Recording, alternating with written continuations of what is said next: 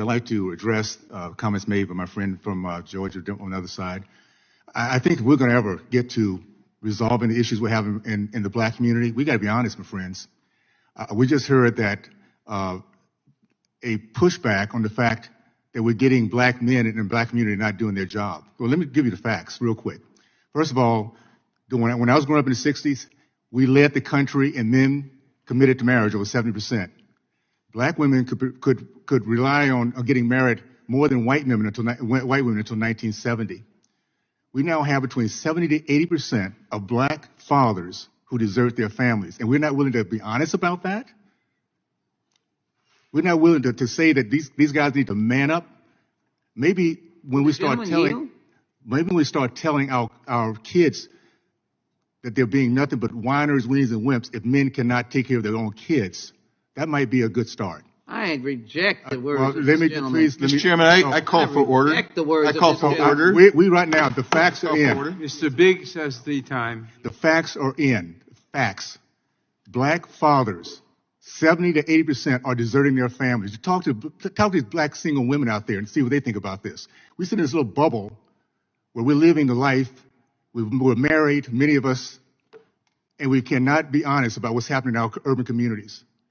While these kids are growing up with no fathers, no example. Solutions? At the end of the day, there's a reason why our kids are being led toward these options of hopelessness. And for us to sit here in 2021, no, not right now. I'm sorry. Let me just finish. To sit here in 2021 and not point out the fact that we have fatherless homes. We have 70 to 80%. These are the facts, my friends. 70 to 80% will not marry the mothers of their children. And instead will probably try to convince them to dissolve them from their issues to go and get an abortion. We've lost 20 million black babies over the last 40 years. 40% of my race has been exterminated because we don't have men that'll sit there and say, I'll take care of my kids. I'll protect my child. I'll make sure they grow up and get a good education.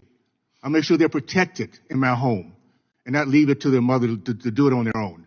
And if we can't be honest about that, how in the world are we going to ever get this thing taken care of? I'll tell you what. You're going to start seeing black men, that 30% that's still left, the really good, solid fathers, we're standing up. We're changing this trajectory. We're sick and tired of people looking at us as this is a normal thing that we just don't do our job as men. Be aware, we're waking up. And that's going to be a change in the coming years that we're going to start seeing black men really commit to their families, their kids, the mothers of children, and being the productive Americans we were back when I was growing up.